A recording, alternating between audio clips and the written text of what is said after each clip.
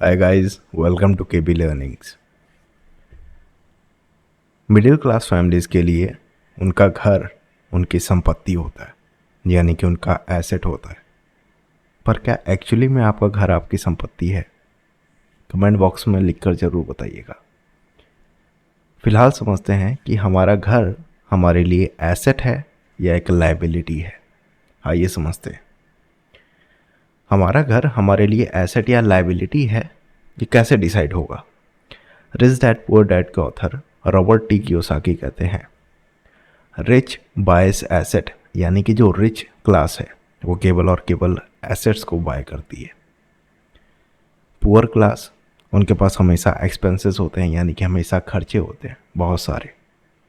पर जो middle class है वो एक्चुअल में लायबिलिटीज़ को बाय करते हैं, लेकिन सोचते हैं कि वो एक एसेट है। यानी कि मिडिल क्लास फैमिलीज़ के लिए जो एसेट है वो एक्चुअल में एसेट नहीं, लायबिलिटी है। आइए इस स्टेटमेंट को जस्टिफाई करते हैं। समझो, बैलेंस शीट। बैलेंस शीट क्या होता है? बैलेंस शीट किसी भी फैमिली का या फिर किसी भी क्लास की फैमिली का एसेट्स और लायबिलिटीज़ को दिखाता है, यानी कि एक्चुअल उनकी वेल्थ क्या है वो दिखाता है बैलेंस शीट। अगर हम रिच की बैलेंस शीट के बारे में बात करेंगे तो रिच की बैलेंस शीट में अगर अपने लोग देखेंगे तो एसेट्स का जो कॉलम है और लायबिलिटीज़ का जो कॉलम है, एसेट्स यानी कि ऐसी चीज़ें जो कि हमारी पॉकेट में मनी इन करती हैं, लायबिलिटीज़ यानी कि ऐसी चीज़ें जो कि हमारी पॉकेट से मनी को बाहर निकालती हैं। रिच के केस में अगर अपने लोग देखेंगे, यानी कि रिच क्लास के केसेस में जो हाउस है वो लायबिलिटीज़ वाले कॉलम में शो हो रहा है, वहीं पे मिडिल क्लास फैमिली के लिए जो हाउस है वो एसेट वाले कॉलम में शो हो रहा है। ऐसा क्यों है, इसको समझने की कोशिश करते हैं। अभी इस सीट पे अपने लोग वापस आएंगे, फिर आप देखिएगा कि किस तरीके से जो चीज़ें हैं वो होती हैं। देखो, समझने की कोशिश करो, समझने की कोशिश करो। हमारे पास दो हाउसेस हैं। एक हाउस जिसमें कि हमारी फैमिली रहती है, या फिर कोई एक फैमिली है उसके पास दो हाउसेस हैं। पहला हाउस नंबर ए, जिसमें कि उसकी खुद की फैमिली रहती है, यानी कि जहाँ पे वो खुद रहते हैं। एक और हाउस है उनके पास, हाउस नंबर बी, जिसमें उनकी फैमिली ना रह के वो हाउस पूरा रेंट पे चलता है, यानी कि रेंटल इनकम इससे होती है। ओके, अब दोनों ही हाउस के कुछ अपने एक्सपेंसेस होंगे, यानी कि जो मंथली एक्सपेंसेस हैं हाउस नंबर ए और हाउस नंबर बी का, जो मंथली एक्सपेंसेस हैं वो सेम है, यानी कि कुछ ईएमआई जारी होगी इस हाउस की 25,000 मान लेते हैं, कुछ मेंटेनेंस कॉस्ट जारी होगी 10,000 मान लेते हैं, यानी कि टोटल खर्चा ए हाउस का कितना है 35,000। तो मंथ में 35,000 इस हाउस को चाहिए अपना एक्सपेंस पूरा करने के लिए। हाउस नंबर बी में भी सेम है, हमारे पास ईएमआई 25,000 की है, मंथली हमारे पास जो मेंटेनेंस है वो भी कितना है 10,000 का, यानी कि टोटल 35,000 दोनों हाउसेस को चलाने के लिए हमें चाहिए, यानी कि मंथली एक्सपेंसेस दोनों ही हाउस का कितना है 35,000। अब कहानी शुरू होती है। पहले हाउस में आपकी फैमिली रह रही है, यानी कि इस हाउस से आपको कोई भी इनकम नहीं हो रही है, यानी कि रेंटल इनकम प्राप्त नहीं हो रही है। आप खुद इस हाउस का जो एक्सपेंस है वो आप खुद उठा रहे हैं, यानी कि जो ए वाला हाउस है इस हाउस में आपका जो भी कैश है वो जनरेट नहीं हो रहा है। लेकिन बी हाउस जो कि हमारे रेंट पे उठा हुआ है, तो इसमें जो हमारे पास कैश है वो जनरेट हो रहा है।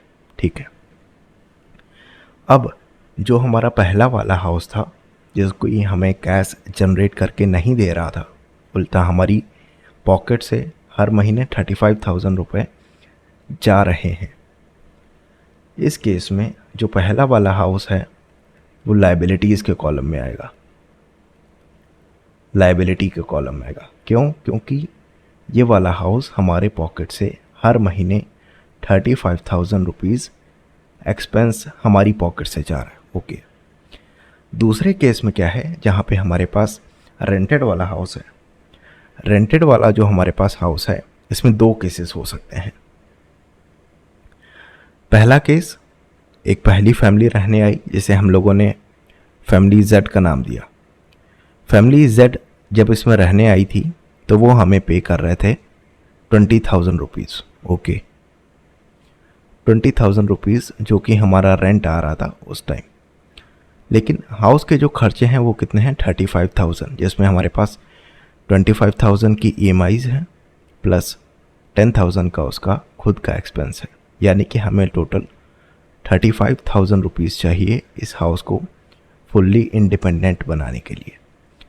रेंट से हमें हमारे पास 20,000 रुपीज़ मिल रहे हैं, यानी कि 35,000 माइनस 20,000, यानी कि अभी भी हमारे पॉकेट से ये हाउस 15,000 रुपीज़ हर मंथली हमारी पॉकेट से जाता है इस हाउस को मेंटेन करने के लिए।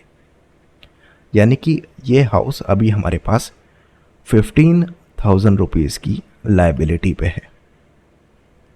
ओके, 15,000 की लायबिलिटी पे है। ओके, अब दूसरा केस समझो। उसी टाइम हमारे पास एक और फैमिली रहने आती है। 1 सेकेंड। उसी टाइम हमारे पास एक और फैमिली रहने आती है जिसका नाम है फैमिली एक्स। अब जेड फैमिली हमारे पास कोई लेना देना नहीं है, ये हमारी रेंटल इनकम ख़त्म हो गई। जेड फैमिली जब चली गई उसके बाद हमारे पास दूसरी फैमिली इसी सेम हाउस में रहने आती है जो कि है फैमिली एक्स। फैमिली एक्स हमें पे कर रही है 50,000 रुपीज़ सेम हाउस के लिए, 50,000 रुपीज़ हर मंथ। ओके, 50,000 रुपीज़ जब हमारे पास रेंट आ रहा है उसमें से हमारे पास 35,000 रुपीज़ जो कि हाउस के एक्सपेंसेस हैं, जिसमें कि EMI और अदर हमारे पास जो मेंटेनेंस कॉस्ट है वो जुड़ा हुआ है। यानी कि इस हाउस से हमारे पास 50,000 रेंटल इनकम आ रही है, जिसमें से 35,000 जो रुपए हैं वो हमारे पास EMI और अदर एक्सपेंसेस में जाएंगे।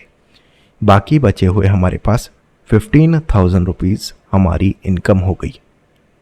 15,000 रुपीज़ बचे हुए क्या हो गए हमारे पास, इनकम। यानी कि अब जो भी इस हाउस का एक्सपेंस निकालने के बाद जो भी रुपए बच रहा है वो हमारी पॉकेट में जा रहा है।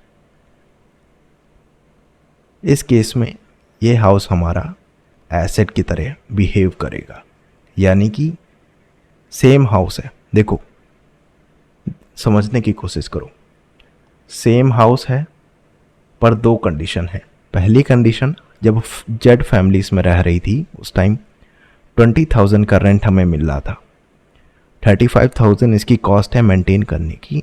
यानी कि 15,000 रुपीज़ हमारे पास निगेटिव, यानी कि हमारी पॉकेट से निकाला जा रहा था। हमारी पॉकेट से 15,000 रुपीज़ हमें पे करना पड़ रहा था इस हाउस को मेंटेन करने के लिए। सेम हाउस है पर अब दूसरी फैमिली इस हाउस में रहने आई है, एक्स फैमिली, जो कि 15,000 रुपीज़ दे रही है, जिसमें से 35,000 रुपीज़ जो एक्सपेंस है वो भी कवर हो गया। उसके कवर होने के बावजूद हमारे पास 15,000 रुपीज़ हमारे पास इनकम के रूप में हमारे पास पॉकेट में आ रहे हैं। यानी कि यह हाउस, इस केस में यह हाउस न केवल अपनी एक्सपेंसेस को पूरा कर रहा है बल्कि हमारे पास कुछ इनकम भी जनरेट करके दे रहा है। इस केस में ये हाउस एसेट के तरीके से बिहेव करेगा। वहीं पे जेड वाले केस में ये हाउस हमारा लायबिलिटीज़ के तरीके से बिहेव करेगा। आशा है आपको समझ में आया होगा कि लायबिलिटीज़ और एसेट के बारे में। जो हमारा हाउस है, यानी कि जो मिडिल क्लास फैमिली है, वो लायबिलिटीज़ को बाय करती है लेकिन थिंक करती है कि वो एक एसेट है। जिस तरीके से यहाँ पे हुआ कि जेड वाले केस में ये हाउस हमारे पास लायबिलिटीज़ के तरीके से बिहेव कर रहा था, वहीं एक्स केस में ये हाउस हमारे पास एसेट के तरीके से बिहेव कर रहा है। सेम वही कंडीशन हमारे पास इस वाले केस में भी है। यानी कि पहले वाले केस में जब हम खुद हाउस में रह रहे होते हैं उस टाइम जो हाउस का पूरा खर्चा है वो हमारी फैमिली उठाती है। यानी कि अब ये हाउस हमारे लिए लायबिलिटी है। 35,000 जो रुपीज़ हैं वो हमारी पॉकेट से बाहर जा रहे हैं। कमेंट बॉक्स में लिख के ज़रूर बताना कि इस वीडियो को देखने से पहले आपकी थिंकिंग क्या थी अपने हाउस को लेके, और इस वीडियो को देखने के बाद आपकी थिंकिंग क्या है अपने हाउस को लेके। इट इज़ एन एसेट और अ लाइबिलिटी। इसीलिए हम लोगों ने यहाँ पे देखा था कि जो रिच लोग होते हैं, रिच लोग के लिए जो हाउस है वो लाइबिलिटीज़ वाले कॉलम में आता है, क्योंकि वो खुद वहाँ पे रहेंगे और हाउस का जो भी एक्सपेंस है, जो भी मंथली एक्सपेंस है, वो उनको खुद उठाना पड़ेगा, तो वो लाइबिलिटीज़ वाले कॉलम में आएगा। मिडिल क्लास के लिए एक्चुअल में वो लाइबिलिटी है, पर मिडिल क्लास है तो थिंक करते हैं एसेट के। एसेट यानी कि मिडिल क्लास के लिए जो एसेट है वो एक्चुअल में एसेट नहीं है, वो लाइबिलिटीज़ है। इसीलिए मैंने कहा था ना स्टार्टिंग में, रिच डैड पुअर डैड के ऑथर रॉबर्ट टी कियोसाकी कहते हैं, रिच हमेशा एसेट को बाय करते हैं, पुअर क्लास के पास हमेशा एक्सपेंस वाला कॉलम काफ़ी ज़्यादा होता है, तो हाउस तो वो बाय नहीं कर पाते।